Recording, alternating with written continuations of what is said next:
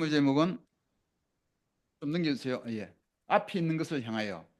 포인트는 믿음을 지키고 열매 맺는 법에 대해서 하겠습니다. 굉장히 중요한 말씀이고요. 제가 또 개인적으로 많이 배우고 있는 부분입니다. 빌립보서 넘겨주세요. 빌립보서 3장 13절에서 15절까지를 읽겠습니다. 빌립보서 3장 13절에서 15절까지입니다. 형제자매 여러분, 나는 아직 그것을 붙들었다고 생각하지 않습니다. 내가 하는 일은 오직 한 가지입니다. 뒤에 있는 것은 잊어버리고 앞에 있는 것을 향하여 몸을 내밀면서 그리스도 예수 안에서 하나님께서 위로부터 부르신 그 부르심의 상을 받으려고 목표점을 바라보고 달려가고 있습니다. 그러므로 누구든지 성숙한 사람은 이와 같이 생각하십시오. 여러분이 무엇인가를 달리 생각하면 하나님께서는 그것도 여러분에게 드러내실 것입니다. 아멘. 어, 틴 아이들에게 몇 명에게 제가 물어봤습니다. 앞으로 너가 어떤 일을 하고 싶으니? 너 꿈이 뭐니? 뭘 하고 싶으니? 너무 하고 싶은 게 있을 거 아니야? 그러면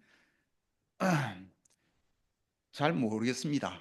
그런 것이 특별히 있지 않다는 대답을 대부분 주로 그런 대답을 받습니다.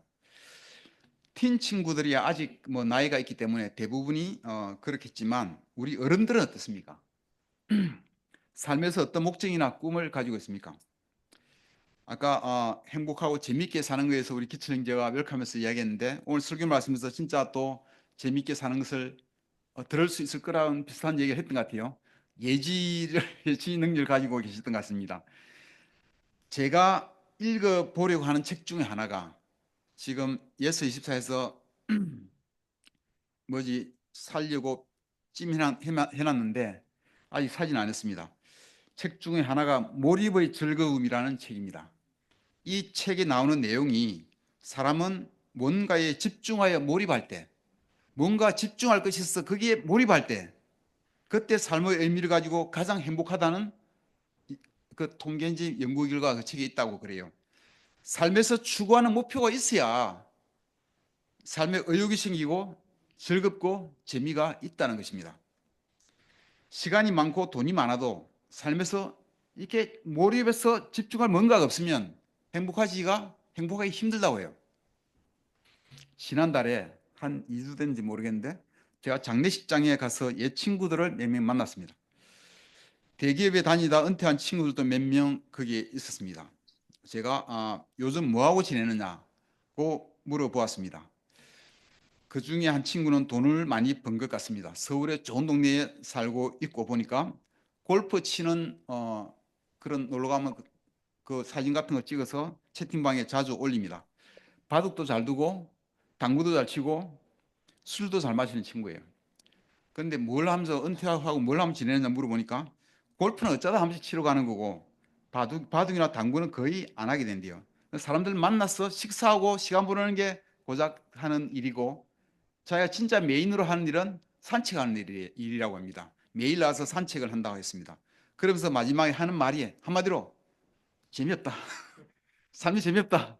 고 잘라 말했습니다. 그 이야기를 들으면서 이제 저는 생각합니다. 크리스천은 죽을 때까지 우리가 삶의 목적이 있잖아요. 우리가 죽을 때까지 삶에 은퇴도 할 일이 있지 않습니까? 그래서 기쁘게 살 수 있겠다. 참 감사할 일이라는 생각을 해보았습니다. 다 이루었다. 이게 어디서 나오는 말씀인가요? 그렇죠. 예수님이 십자가 위에서 마지막으로 하신 말씀입니다. 다 이루었다. 예수님은 분명한 삶의 목적이 있었습니다. 그분이 오신 오실 때도 분명한 목적이 있었고 사실 때도 분명한 목적이 있습니다. 그 목적을 향하여 계획을 짜셨고 작전을 짜셨고 어떤 때는 정면 돌파를 하시고 어떤 때는 지혜롭게 좀 돌아서 가시게 됐습니다. 그렇지만 목표점은 분명했어요. 베드로가 예수님이 죽으시면 안 됩니다. 고난을 받고 죽을 거라고 하니까 안 됩니다. 그래서는 절대 안 됩니다. 하고 말렸을 때 사탄아 성물로 가거라 하면서 물리치셨고 앞으로 직진하였습니다. 마침내 마지막에 삶을 끝내면서 한마디 하신 게 다 이루었다. 삶의 목적을 다 이루시고 돌아가셨습니다. 디모데후서 4장 7절을 보면은 바울이 얘기합니다. 나는 선한 싸움을 다 싸우고 달려갈 길을 마치고 믿음을 지켰습니다. 바울에게도 분명한 삶의 목적이 있습니다. 바울의 목표는 예수님을 아는 것이고 예수님과 같이 되는 것이고 예수님으로부터 나중에 상을 받는 것이었습니다. 바울은 자신의 모든 것을 내려놓고 오로지 그 목적을 위해서 달려갔습니다. 그 삶을 위해서 어떤 때는 돌아갈 수 있고 어떤 때는 힘들게 가고 했지만 그 목표로 해서 달려갔습니다. 목표가 확실했습니다. 자신이 하는 일이 오직 한 가지라고 얘기했습니다.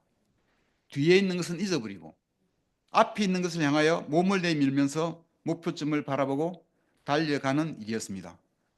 그 목표점을 향해 달려갈 때 마음이 분산되지 않았습니다. 마음이 다른 걸로 인해서 마음이 산만해지지 않았습니다. 고난은 있을지언정 그 마음은 집중되어 있습니다. 사도행전 18장 6절에서 8절까지를 읽겠습니다. 그러나 유대 사람들이 반대하고 비방함으로 바울은 그의 옷에서 먼지를 들고서 그들에게 말하였다. 여러분이 멸망을 받으면 그것은 오로지 여러분의 책임이지 나의 잘못은 아닙니다. 이제 나는 이방 사람에게로 가겠습니다. 바울은 거기서 떠나서 디디오 유스도라는 사람의 집으로 갔는데 그는 이방 사람으로서 하나님을 공경하는 사람이고 그의 집은 바로 회당 옆에 있었다. 바울이 회당에서 말씀을 전하는데 반대를 맞았고 비방을 당했습니다. 여기서 아까 바울이 뒤에 있는 것은 잊어버린다고 했는데 이 뒤에 있는 것은 무엇을 말할까요? 바울의 삶에서 무엇을 잊어버리고 앞으로 간다는 얘기일까요? 바울에게도 살다 보면은 셀프 포커스하게 만드는 일들이 있지 않았겠습니까? 부당한 대우를 받았을 때가 있었을 것이고 억울한 일을 당했을 때가 있었을 것이고 고난을 당할 때가 있었고 상처를 당할 때도 많이 있었을 것입니다.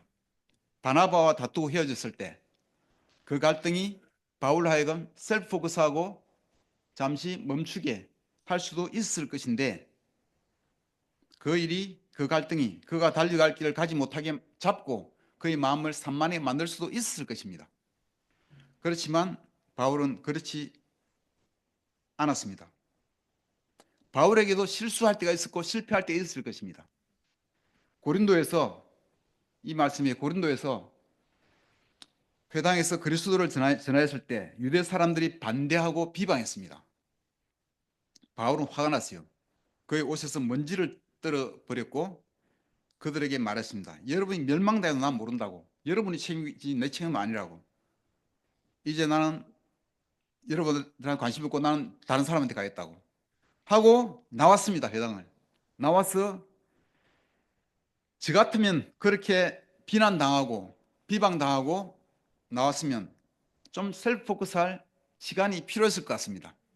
좀 집에 가서 좀 쉬고 자고 기도하고 도대체 이게 어떻게 해야 될지 좀 셀프 포커스하고 몇 날을 보낼 수 있을 것 같습니다. 그러나 바울은 뒤에 있는 것을 잊어버리고 바로 회당에서 나와서 바로 옆집으로 들어갔습니다. 회당 옆집으로. 거기서 그는 이방 사람 디디오 유스도라는 하나님을 공경하는 사람을 만났습니다. 곧 요다음에 나오는 성경 구절이 곧이어 회당장 그리스도가 온 집안 식구와 함께 주님을 믿는 신자가 되었고 주님은 바울에게 또 환상 가운데서 말씀하였습니다. 무수하지 말고 끊임없이 말해라. 내가 너와 함께 한다고. 이 도시에는 나의 백성이 많다 하고는 말씀이 이 다음에 나와요. 그래서 바울은 그 뒤 1년 반 동안 고린도에 머물면서 고린도 교회를 그렇게 세운 것입니다. 처음에 실패를 좌절을 경험했을 때 셀프코스 빠지고 이게 사로잡혀서 마음이 분산되고 그렇게 했더라면 고린도 교회가 세워지기도 어려웠을 수가 있습니다. 여러분은 마음 뺏기는 일이 자주 있습니까? 아침에 제가 보니까 우리가 하는 일에는 늘 방해하는 우리 마음을 뺏어가는 것들이 있습니다. 하나님이 우리와 함께 하시겠다고 늘 약속하셨지만 사탄도 얘기해요. 나도 너희와 함께 한다고. 하나님도 우리와 함께 하지만 사탄도 우리와 함께 해요. 큐티할 때, 아침에 일찍 일어나서 말씀을 보고 기도하려고 할 때 늘 방해하는 것들이 그때부터 시작됩니다. 아침 일찍 일어나서 책상 앞에 앉아서 따뜻한 물 떠놓고 폼 잡고 딱 이렇게 말씀을 보려고 하면 생각납니다. 아, 카톡 메시지를 체크해봐야지. 카톡 메시지를 먼저 체크합니다. 얼른 체크하고 다시 말씀을 보느라면 또 생각납니다. 어제 보낸 내 메시지에 그 친구 답을 안 한 것 같은데 답이 왔나? 한번 봐야 되겠다. 그 친구 보고 그 친구 봤는지 안 봤는지 보고 보고 답을 안 했으면 왜 그럴까? 또 고민합니다. 제 마음이 산만해지기 시작합니다. 제 마음이 분산됩니다. 사탄이 파워풀하게 저한테 일합니다. 아침부터. 또 어떤 때는 오늘 꼭 해야 할 일이 말씀 보는데 꼭 해야 할 일이 생각납니다. 그러면 또 빨리 그 메모입니다. 어제 해야 할 일을 깜빡 잊어버렸을 때 생각나요. 꼭 큐티할 때 그 생각이 나요. 그럼 또 그걸 또 메모합니다.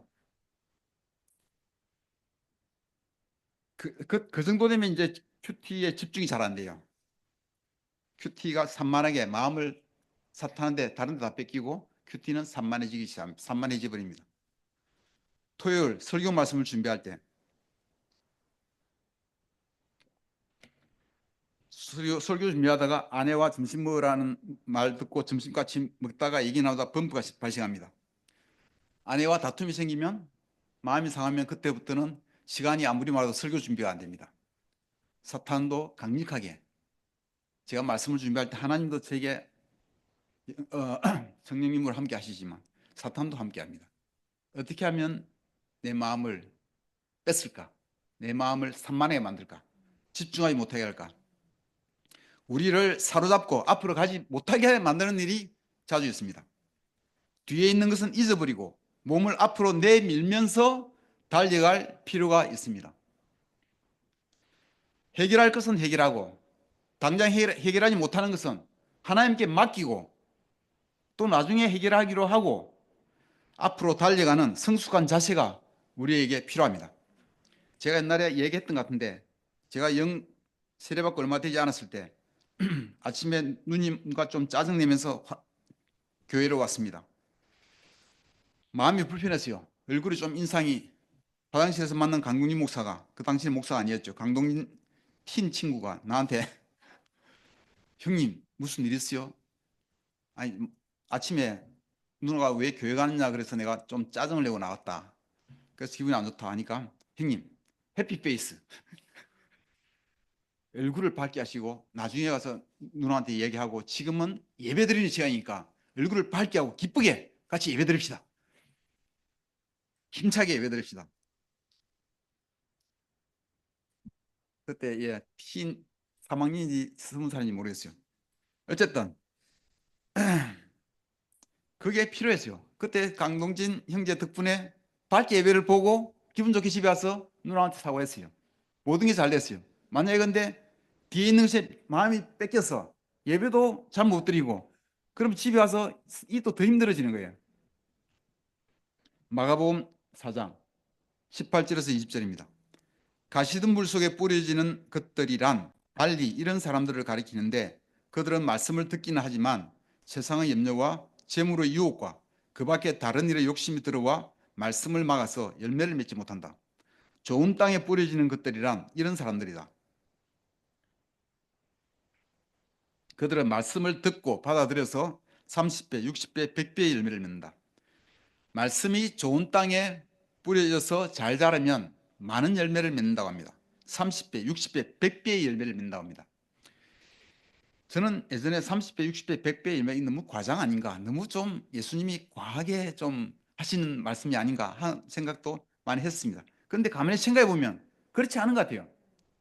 실제로 여러분은 모르겠지만 저는 실제로 어릴 때 초등학교 때 어른 따라 모내기를 자주 많이 해봤습니다. 모내기를 하면요, 모내기 해놓고 나중에 크는 거 보면은 그 몇 달 사이에 보통 4월 달에 모내기 하면 나중에 9월 달, 10월 달 되면요, 벼가 익으면 조금만 하나에서 알이 수백 개가 달려요. 수백 개의 열매가 맺히는 것은 이 자연의 과실은 수십 배 이상 그렇게 열매 맺히는 게 자연스러운 현상이에요. 이 과장이 아니에요. 일반적인 현상이에요. 고추씨에서 자라는 고추 모종을 하나 심어두면요, 나중에 이게 고추 열리면 나무에서 따고 열리고 또 열리고 계속 열립니다.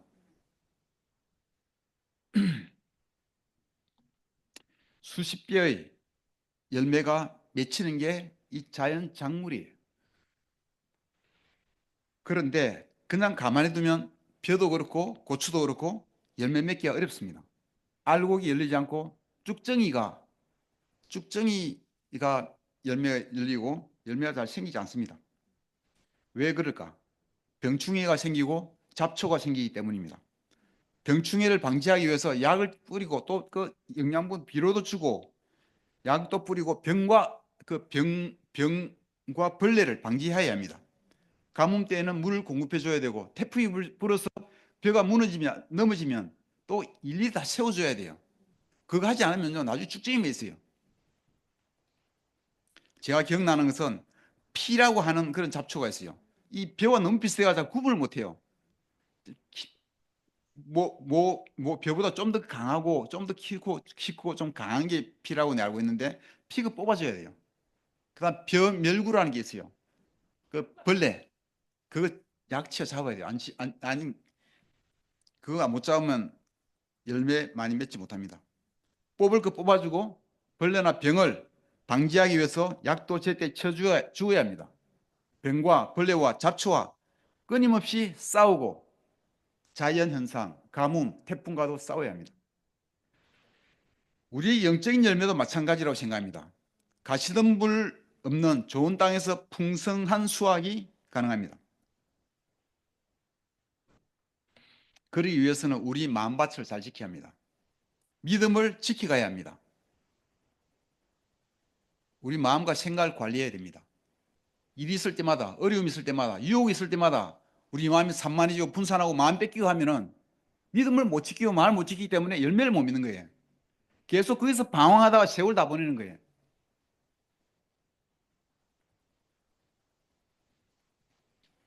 세상의 염려와 재물의 유혹과 그 밖에 다른 일의 욕심이 들어오는 것을, 그것들이 우리 믿음을 갉아먹고 해치는 것을, 우리 마음을 뺏어가는 것을 막아야 돼요. 그런 것들이 우리 믿음을 병들게 하고 벌레 먹게 하고 잡초가 자라서 우리 믿음이 자라지 못하게 만드는 역할을 하는 것입니다. 우리 믿음이 이러한 것들로 인해서 죽고 자라지 못합니다. 우리 마음을 다 뺏기는 거예요.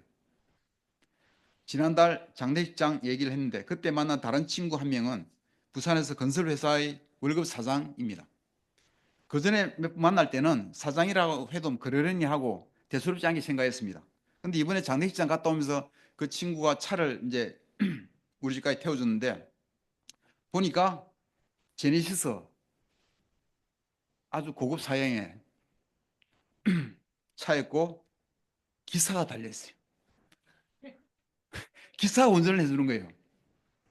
그러면 자기가 좀 급해서 자기 회사에서 먼저 내리고 이분은 전포동 아이파크 사니까 거기 모셔드리고 이렇게 해라고 하니까 다 그리 모셔다 주는 거예요.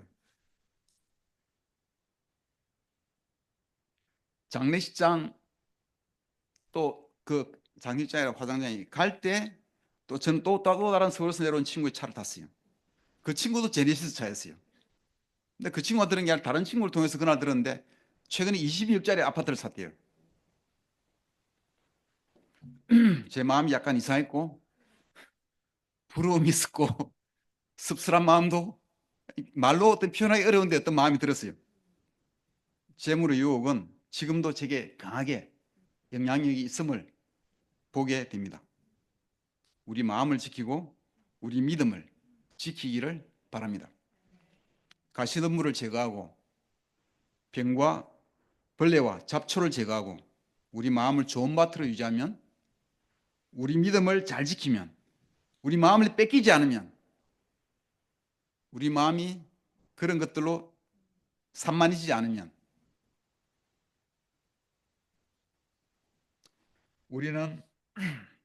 우리도 100배, 60배, 30배의 열매를 맺을 수가 있을 것입니다. 우리 안에 성령님의 열매들이 가득해서 우리 성품이 변화하고 또 더불어 우리 교회도 성장할 것입니다. 마태복음 14장 29절에서 32절을 보시겠습니다. 예수께서 오너라 하고 말씀하셨다. 베드로는 배에서 내려 물 위로 걸어서 예수께로 갔다. 그러나 베드로는 그 센 바람이 불어오는 것을 보고 무서움에 사로잡혀서 물에 빠져 들어가게 되었다. 그때 그는 주님 살려주십시오 하고 외쳤다. 예수께서 곧 손을 내밀어서 그를 붙잡고 말씀하셨다. 믿음이 적은 사람아 왜 의심하였느냐. 그리고 그들이 함께 배에 오르니 바람이 그쳤다.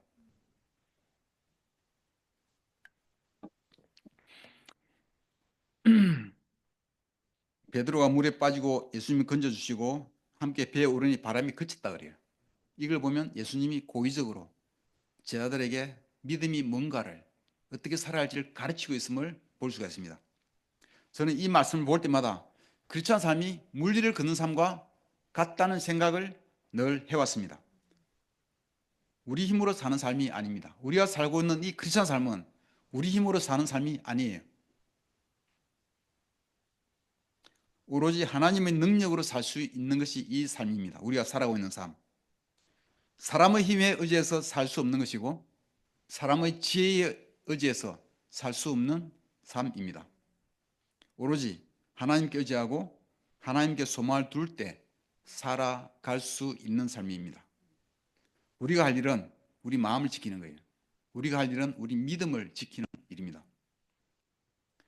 그러니까 우리가 할 일은 아까 바울처럼 오직 한 가지 일이에요. 우리 마음을 뺏기지 않는 일, 우리 믿음을 지키는 일. 그것이 가장 중요한 겁니다.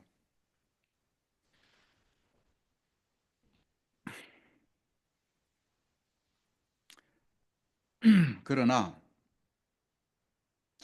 정말 우리가 하나님 능력에 의지할 줄 알 때 이걸 우리가 배워야 되는 거예요. 진짜 하나님의 능력에 의지할 줄 알 때, 진짜 믿음으로 사는 게 뭔지를 알 때, 진짜 파도를 바라보지 않고 예수님 바라보는 것을 배울 때, 그때 물 위를 걷는 것처럼 놀라운 일들이 우리 삶에서 일어날 거라고 저는 확신합니다.